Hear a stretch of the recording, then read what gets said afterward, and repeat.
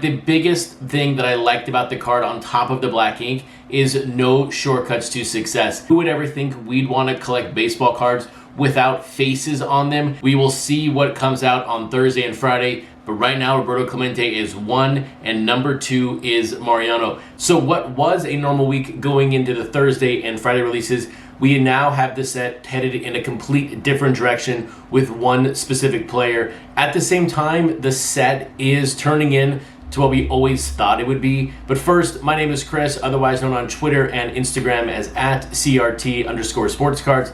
And if you want the best website for everything related to Project 2020, it's my website, CRTSportscards.com. So a lot to get to today, but first, welcome to October in Project 2020. We just have 3 months left in the set from a live perspective, and then we start to really understand what this set is as we work through 2021. But we are now in October, and we are now through the summer months. And this set is shaping up to be exactly what we thought it would be and what we signed up for way back in May and June. And some of us, obviously, back in April and March, who were here from day number 1. And what I'm talking about is the shipping from Topps. Yesterday when I did the website update, I was checking the live cards, and we now on eBay have up to card 250 live for purchase on eBay. That is Blake Jameson's Sandy Koufax. So with that card now live on eBay, that means that we are only 2.5 weeks behind when it comes to purchase to having the card in hand. And now I understand the person with the 250 Jameson might be in Florida near the shipping center, and people on the West Coast or people obviously overseas, it might take a little bit longer, but it's really good to see the very first card hit the market within 2.5 weeks. And having cards show up live like this quickly really changes the entire conversation around the set. Number one, everybody talking about the shipping delays, that's all gonna go away. We are now gonna shift the focus to the actual cards, what they look like in hand, because we've always said the moment you get these cards in hand, they look so much better than what is shown on the screen. The challenge that we've always had was it took 30, 60, sometimes 90 days to get a card, and by then all of us forgot what we purchased unless you're keeping distinct records of your purchases. And look, 90 days in this world is an eternity at the moment. So getting these cards in within 2.5 weeks, 3 weeks at the most, is a great thing for the set, especially as we get to card 300 in a few weeks, and then moving away to the end of 400. The second thing it really calls into question, and this is just from a buying perspective, is if you are buying your cards from a pre-seller, does that change your perspective because they're shipping so quickly? Does that mean you're now using Topps.com? The ability to use a pre-seller and the advantages of a pre-seller are the cheaper prices, a couple dollars on the front end. But when you're getting cards in this quickly, does it really matter? If you're having to wait another 2 to 3 weeks from your pre-seller, that's doubling your time to get these cards into your house. And the third one here, and the one that I'm sort of most cautious on as we move through the last quarter of the set, is if shipping continues at this pace, and if we continue to see prices sell for over MSRP, and a majority of the cards here recently are continuing to sell for over MSRP, and not by a lot, but they are selling over MSRP, does that flip game start to come back in a slow perspective? Do people start buying 5, 10x of these cards as we move through the back half of the set? That's going to naturally drive up the print runs and naturally going to maybe decrease the value on the back end. But do we start seeing the print runs tick back up as we finish up this set because shipping has started to really pick up in a sense? So those are all things to think about as we move forward, because we're just about to hit Act 4 of this set, and we're really not going to know what Act 4 is until after the fact. Really Act 1 was cards 1 through 60. The pre-bubble phase, really the moment before I purchased a card, my first bulk purchase was card at 61. And then phase 2 or Act 2 was 61 to right around 160, a good 100 cards when we saw the print runs absolutely go through the roof and then even stay very, very high. And then from really card 161, 162 to the current date, right around 270, that's really Act 3, Phase 3, what I'm calling the modern day era. We're going to find out what's going to happen in the last 120 cards. Is it going to be a mix-up, a mashup of everything that's happened so far in the set? or are we going to continue the trend we're on? I think we're in a really good spot overall. There are a lot of things to be happy with this set. And remember, if a card sells more than 2,880 copies in a 48-hour period, that means the card sold on average one every minute. So that's a very, very good spot to be in, considering where we started at on day one in March. So a lot of things to consider, a lot of things to look at, but I am ready for Act 4 in Project 2020. But first, let's talk about the cards that released on Thursday and Friday, because there were some absolute stunners to finish up this week in Project 2020. Thursday's releases had two artists that, when you think about it, are really the polar opposite of each other when it comes to Project 2020 promotion and telling people to buy their cards to make a lot of money. Card number 271 was the George Brett by Ben Baller, and then card number 272 was Mr. Cartoon's Ichiro. And I really wish I had my reaction to Ichiro recorded as I put on Twitter. The reaction to this card was just amazing. But let's talk about the Brett first. Let's talk about Ben Baller. The one thing that Ben Baller has always had in this set is a uniqueness to his cards. Whether you like it or you don't like it, is they are very, very unique, and they speak to certain collectors in a different way. But when I first saw this George Brett, it felt like a copy of the Don C card.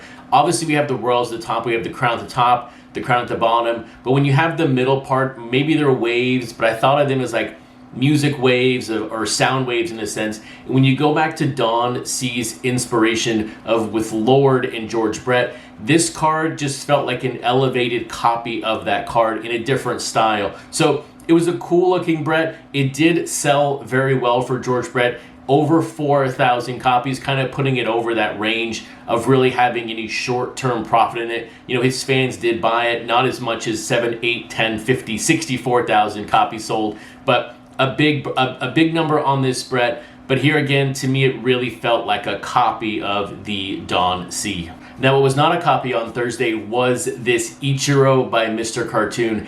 And I'm here to say right now, this is Ichiro's best card in the set, but it does continue a trend here of having some really, really fantastic Ichiro cards come out. Before this card was his Gregory Sif, which was 3D, which I thought was phenomenal. And then before that, we had the Mushroom from Fuchi. So 3 great cards back to back to back, but this is all about Mr. Cartoon right now.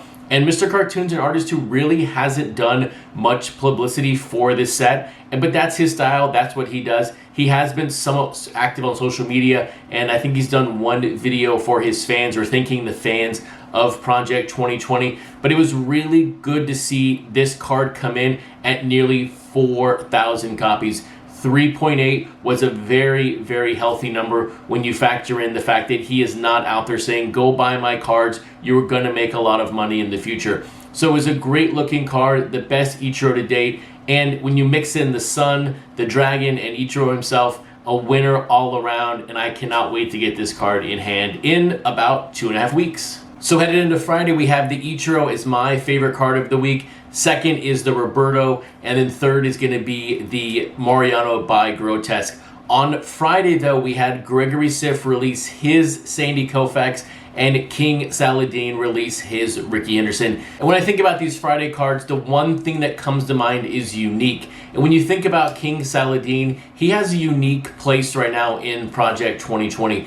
It is very, very hard to find somebody who doesn't like his artwork. The yellow and the green work so well together, and it's another great Ricky Henderson in the set. As I've said numerous times, the Ricky collection is a phenomenal collection in Project 2020. So this is just a great card overall, and it's from an artist where no one really has a negative opinion on and everyone's really high on. And now wrapping up the week for releases is going to be Gregory Sif releasing his Sandy Koufax. And if you were looking for a complete vertical set from Sif, we are not going to get that, as he releases a horizontal Sandy Koufax, keeping with the tradition of his actual card.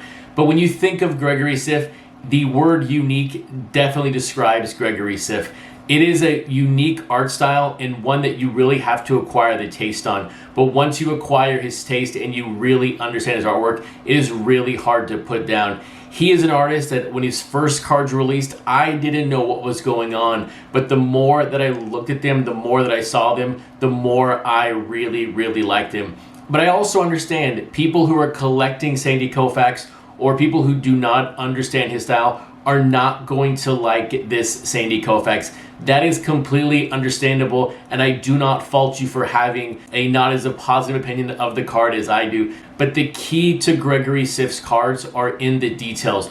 All the small little diagrams around the card. When you take a look at the card and then you read the details, you take a look at it, it all makes sense. And it's a very, very unique Sandy Koufax that's going to stand out very well when you have all of his 20 cards put together. So based on everything that was released this week, from the Roberto, F. Dot, the Mr. Cartoon, Ichiro, Gregory Siff, my card of the week is going to be the Mr. Cartoon Ichiro.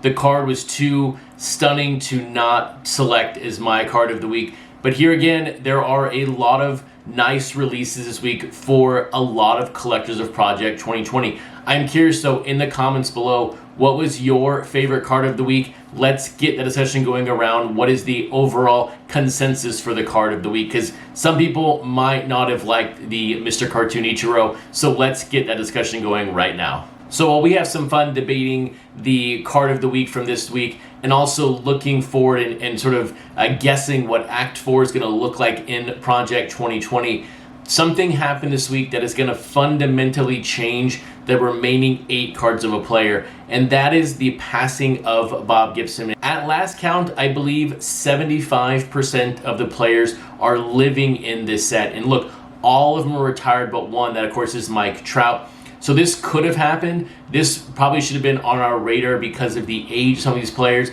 but it never crossed my mind that we'd have a player pass away in this set, which is basically a living, breathing set of interpretations of their rookie cards. This leaves us with 12 of his 20 cards being released before he passed away. But let's take a quick look down memory lane of his first 12 cards in Project 2020 right now. His very first release in Project 2020 was Grotesque, and then Sophia Chang was card 46. So he had a big gap between his first card and his second card. And then there is that Keith Shore, one of the most iconic looking cards in the set.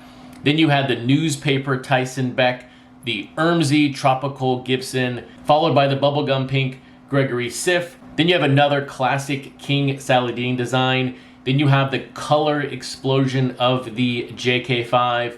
You have the basketball-themed Jacob Rochester and the Don C cards. And then you've got the Andrew Thiel, and then most recently with the Ben Baller. His highest printed card is that Ermsey at just 14,867. And one thing that we've seen in the short term over the past couple of days is his Grotesque, Sophia Chang, and Keith Shore, the prices have ticked up a little bit. So that was interesting to see even a player of his age have his cards go up in value the moment he passed away on Friday. But his passing brings into the question, what are his remaining 8 cards going to look like? He did not have a card released this week. So whoever is possibly going to release his card this week, are they going to be able to shift gears and maybe make it a tribute to Bob Gibson in a way that maybe was not going to exist up until Thursday afternoon? So this is going to be a very unique sort of take on his remaining 8 cards, because we have a player who was living for the first 12 and now unfortunately has passed away for the remaining 8. So while I really hope this does not happen again, and I really hope this is an isolated event, I really hope the remaining 8 artists take advantage of this and put out cards that are really in tribute to Bob Gibson, because he was a Hall of Fame pitcher and he deserves the best cards regardless if he's living or passed away. But I think this passing gives the remaining artists a unique opportunity to deliver a fantastic card that any fan of Bob Gibson will cherish from here on out. So while we wait for the next Gibson to come out and the next releases this coming up week, do yourself a favor, hit that subscribe button so you're notified the moment I post up a video on Thursday and Sunday mornings.